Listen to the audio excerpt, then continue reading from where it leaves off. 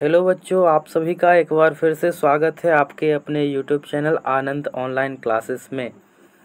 प्यारे बच्चों, आज के इस क्लास में हम लोग देखेंगे क्लास 10th वर्णिका भाग 2 का दूसरा चैप्टर, जिसका नाम है ढहते विश्वास। आज इसमें हम इस चैप्टर के सभी ऑब्जेक्टिव प्रश्न को देखेंगे, तो आप लोग इस वीडियो में अंत तक बने रहें। चैनल पर पहली बार आए हैं तो चैनल को सब्सक्राइब करके बेल आइकन को प्रेस कर दें और वीडियो को लाइक कर दें। चलिए आगे बढ़ते हैं हम लोग।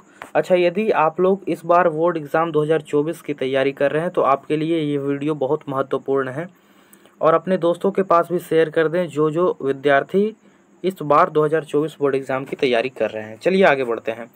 सबसे पहला क्वेश्चन ये है कि लक्ष्मी का घर किस किस चीज़ से बना था। यहाँ पर बताना है कि लक्ष्मी का घर किस चीज़ से बना था। ऑप्शन ए है घास मिट्टी, ऑप्शन बी है ईंट मिट्टी, ऑप्शन सी है पत्थर सीमेंट और ऑप्शन डी है सीमेंट मिट्टी। तो आप लोग को पता होगा कि जो लक्ष्मी का घर था वो किसका बना हुआ था, घास मिट्टी का बना हुआ था। इसलिए ऑप्शन नंबर ए जो होगा यहाँ पर वो बिल्कुल ही राइट आंसर हो जाएगा। लक्ष्मी का घर किस चीज़ से बना था, तो घास मिट्टी से बना था। अगले प्रश्न की तरफ हम लोग बढ़ते हैं, और अगला क्वेश्चन ये है कि लक्ष्मी ने बांध की निगरानी करने के लिए किसको भेजा था। ये क्वेश्चन है कि लक्ष्मी ने बांध की निगरानी करने के लिए किसको भेजा था। Option A Achyut, option B Gunanidhi, option C Lakshman और ऑप्शन डी रंगप्पा। यहाँ पर आप लोग को बताना है कि लक्ष्मी ने बांध की निगरानी करने के लिए किसको भेजा था। तो लक्ष्मी ने बांध की निगरानी करने के लिए अपने बड़े बेटे अच्युत को भेजा था। इसलिए ऑप्शन नंबर ए यहाँ पर क्या हो जाएगा, बिल्कुल ही करेक्ट आंसर हो जाएगा। बांध की निगरानी करने के लिए किसे भेजा गया था, तो अच्युत को भेजा गया था। काफ़ी इंपॉर्टेंट क्वेश्चन है, इसे ध्यान रखिएगा। अगले प्रश्न की तरफ हम लोग बढ़ते हैं कि बाढ़ के पानी को रोकने के लिए गांव के लोग किस बांध को मजबूत करने का प्रयास कर रहे थे। यहाँ पर बताना है कि बाढ़ के पानी को रोकने के लिए गांव के लोग किस बांध को मजबूत करने का प्रयास कर रहे थे। Option A Hirakud, option B Dalei, option C Bhakra और ऑप्शन डी इनमें से कोई नहीं।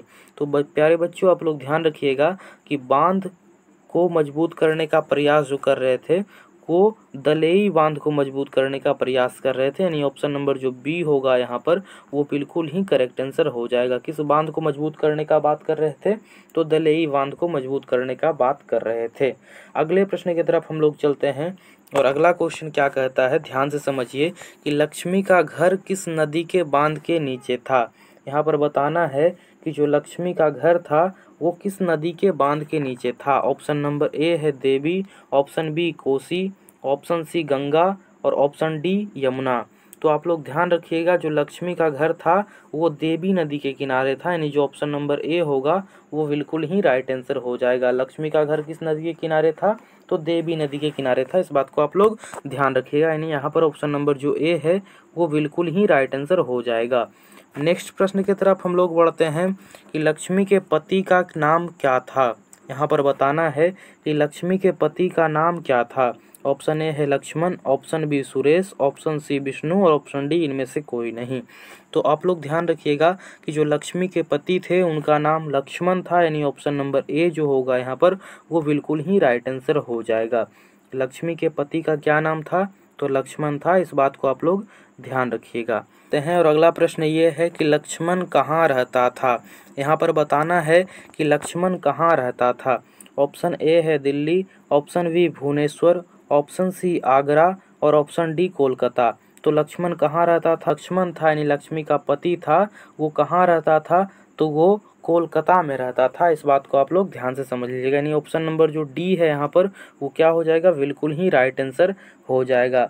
लक्ष्मी का पति कहाँ रहता था, यानी लक्ष्मण कहाँ रहता था, तो कोलकाता में रहता था। इस बात को आप लोग ध्यान से समझ लीजिएगा। अगले प्रश्न की तरफ हम लोग चलते हैं। चलिए देखिए अगला प्रश्न क्या कहता है कि लक्ष्मी के बड़े लड़के का नाम क्या था। यहाँ पर बताना है कि लक्ष्मी के बड़े लड़के का नाम क्या था। ऑप्शन ए है अच्युत, ऑप्शन बी है सोमन, ऑप्शन सी अर्जुन और ऑप्शन डी मंटू। तो आप लोग ध्यान रखिएगा कि जो लक्ष्मी है उसके बड़े बेटे का नाम अच्युत है। यानी ऑप्शन नंबर ए यहाँ पर क्या हो जाएगा, बिल्कुल ही करेक्ट आंसर हो जाएगा। अगले प्रश्न की तरफ हम लोग चलते हैं कि ढहते विश्वास कहानी में किस नदी का भयावह दृश्य प्रस्तुत किया गया है। यहाँ पर बताना है कि ढहते विश्वास कहानी में किस नदी का भयावह दृश्य प्रस्तुत किया गया है। ऑप्शन ए है ब्रह्मपुत्र, ऑप्शन बी है महानंदा, ऑप्शन सी सोन और ऑप्शन डी कोसी। तो आप लोग ध्यान रखिएगा कि ये ढहते विश्वास जो कहानी है, इस कहानी में महानंदा के बारे में यानी महानंदा नदी के प्रकोप के बारे में, भयावह दृश्य के बारे में प्रस्तुत किया गया है। अगले प्रश्न की तरफ हम लोग बढ़ते हैं कि ढहते विश्वास कहानी किस राज्य की प्राकृतिक आपदा पर आधारित है। यहाँ पर बताना है कि ढहते विश्वास कहानी किस राज्य की प्राकृतिक आपदा पर आधारित है। ऑप्शन ए है गुजरात, ऑप्शन बी है बिहार, ऑप्शन सी उड़ीसा और ऑप्शन डी मध्य प्रदेश। तो आप लोग ध्यान रखिएगा, जो ढहते विश्वास कहानी है वो उड़ीसा के प्रति है, यानी उड़ीसा राज्य के आपदा पर आधारित है। यानी ऑप्शन नंबर जो सी होगा वो क्या हो जाएगा, बिल्कुल ही राइट आंसर हो जाएगा। नेक्स्ट प्रश्न की तरफ हम लोग चलते हैं कि ढहते विश्वास कहानी में कहाँ के जनजीवन का चित्रण किया गया है। यहाँ पर बताना है कि ढहते विश्वास जो कहानी है उसमें कहाँ के जनजीवन के बारे में चित्रण किया गया है। ऑप्शन ए है उड़ीसा, ऑप्शन बी बिहार, सी गुजरात और डी पंजाब। तो आप लोग ध्यान रखिएगा, ये क्वेश्चन बहुत ही इम्पोर्टेंट है, कई बार पूछा जा चुका है कि ढहते विश्वास में कहाँ के जनजीवन का चित्रण किया गया है। तो उड़ीसा के जनजीवन का चित्रण किया गया है, यानी ऑप्शन नंबर ए जो होगा वो बिल्कुल ही करेक्ट आंसर हो जाएगा। हम लोग चलते हैं और यहाँ पर बताना है कि ढहते विश्वास कहानी का प्रमुख पात्र कौन है।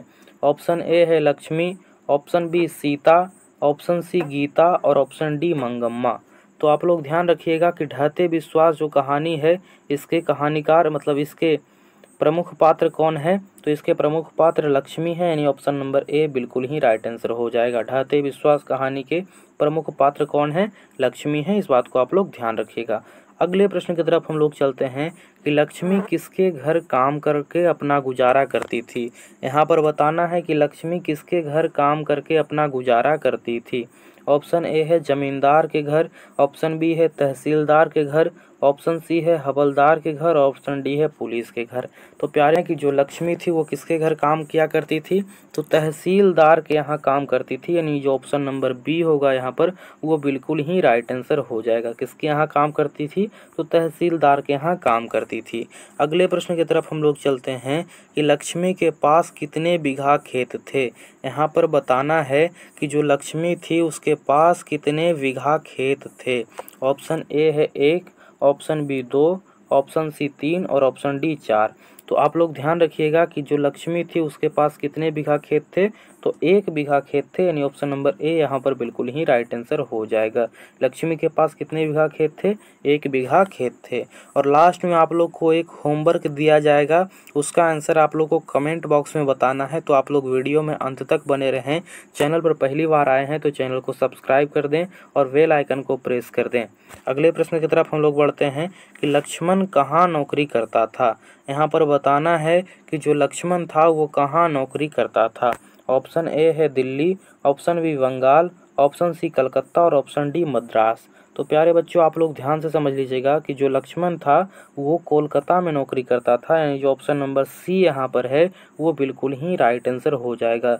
लक्ष्मण कहाँ नौकरी किया करता था, तो कोलकाता में नौकरी करता था, इस बात को आप लोग ध्यान से समझ लीजिएगा। और ये क्वेश्चन 2019 में पूछा गया है, साथ ही साथ में 2021 में पूछा गया है और इस साल यानी 2024 में भी पूछने का संभावना है। तो इस क्वेश्चन को आप लोग अच्छे तरीके से पढ़ करके समझ लीजिएगा। अगले प्रश्न की तरफ हम लोग चलते हैं कि लक्ष्मण कौन है या लक्ष्मण कौन था। लक्ष्मण कौन था, यहाँ पर बताना है कि लक्ष्मण कौन था। ऑप्शन ए है लक्ष्मी का पति, ऑप्शन बी मंगम्मा का पति, ऑप्शन सी नजम्मा का पति और ऑप्शन डी इनमें से कोई नहीं। तो प्यारे बच्चों आप लोग ध्यान रखिएगा कि जो लक्ष्मण था वो किसकी, तो लक्ष्मी का पति था, यानी ऑप्शन नंबर ए जो होगा वो बिल्कुल ही राइट आंसर हो जाएगा। लक्ष्मण कौन था, लक्ष्मी का पति था, यानी ऑप्शन नंबर ए यहाँ पर बिल्कुल ही करेक्ट आंसर हो जाएगा। नेक्स्ट प्रश्न की तरफ हम लोग चलते हैं कि ढहते विश्वास के रचयिता हैं। यहाँ पर बताना है कि ढहते विश्वास के कहानीकार या रचयिता कौन है। ऑप्शन ए है सांवरदैया, ऑप्शन बी है सुजाता, ऑप्शन सी है सात कोड़ी होता और ऑप्शन डी है श्रीनिवास। तो प्यारे बच्चों आप लोग ध्यान रखिएगा कि ढहते विश्वास कहानी के कहानीकार सात कोड़ी होता है, यानी ऑप्शन नंबर सी यहाँ पर बिल्कुल राइट आंसर हो जाएगा। ढहते विश्वास कहानी के कहानीकार कौन है? सात कोड़ी होता है। इस बात को आप लोग ध्यान से समझ लीजिएगा। अगले प्रश्न की तरफ हम लोग चलते हैं कि ढहते विश्वास कहानी में किस राज्य को बाढ़ एवं सूखा से प्रभावित दिखाया गया है? यहाँ पर बताना है कि ढहते विश्वास कहानी में किस राज्य को बाढ़ एवं सूखा से प्रभावित दिखाया गया है। ऑप्शन ए है Bihar, option B Rajasthan, option C Orissa और ऑप्शन डी केरल। तो प्यारे बच्चों, आप लोग इस बात को ध्यान से समझ लीजिएगा कि ढहते विश्वास नामक जो कहानी है इसमें उड़ीसा के बारे में बताया गया है, यानी उड़ीसा राज्य को बाढ़ एवं सूखा से प्रभावित दिखाया गया है। इसलिए ऑप्शन नंबर सी यहाँ पर बिल्कुल ही करेक्ट आंसर हो जाएगा। उड़ीसा राज्य को दिखाया गया है, इसको आप लोग ध्यान से समझ लीजिएगा। अगले प्रश्न की तरफ हम लोग बढ़ते हैं कि ढहते विश्वास कहानी किस लेखक द्वारा अनुवादित है। यहाँ पर बताना है कि ढहते विश्वास जो कहानी है वो किस लेखक द्वारा अनुवादित है। कि राजेंद्र प्रसाद मिश्र, ऑप्शन बी है B.R. Narayan, option C Gopal Das और ऑप्शन डी है K.A. जमुना। तो आप लोग ध्यान से समझ लीजिएगा कि ढहते विश्वास जो कहानी है उसका अनुवाद किए थे B.R. नारायण ने, यानी ऑप्शन नंबर बी यहाँ पर बिल्कुल ही राइट आंसर हो जाएगा। ढहते विश्वास कहानी किस लेखक द्वारा अनुवादित है? तो B.R. नारायण के द्वारा अनुवादित है, यानी ऑप्शन नंबर बी यहाँ पर बिल्कुल ही करेक्ट आंसर हो जाएगा। अगले प्रश्न की तरफ हम लोग चलते हैं कि ढहते विश्वास किस भाषा से अनुवादित है। यहाँ पर आप लोग को बताना है कि ढहते विश्वास जो कहानी है वो किस भाषा से अनुवादित है। ऑप्शन ए है कन्नड़, बी है उड़िया, सी है तमिल और डी है गुजराती। तो ढहते विश्वास कहानी किस भाषा से अनुवादित है? तो आप लोग ध्यान रखिएगा कि ढहते विश्वास कहानी जो है वो उड़िया भाषा से अनुवादित है, यानी ऑप्शन नंबर बी यहाँ पर बिल्कुल ही करेक्ट आंसर हो जाएगा। किस भाषा से अनुवादित है? तो उड़िया से अनुवादित है, यानी ऑप्शन नंबर बी यहाँ पर राइट आंसर हो जाएगा। प्यारे बच्चों, आज के इस क्लास में हम लोग इतना ही प्रश्न को देखेंगे। इसके अगले क्लास में हम लोग इसके चैप्टर नंबर 3 को देखेंगे। तो आप लोग चैनल पर बने रहें और वीडियो को लाइक करके चैनल को सब्सक्राइब कर लें और दोस्तों के पास ज़रूर शेयर करें जो दोस्त आपके इस बार बोर्ड एग्ज़ाम की तैयारी कर रहे हैं, यानी जो 2024 में परीक्षा देने वाले हैं। धन्यवाद।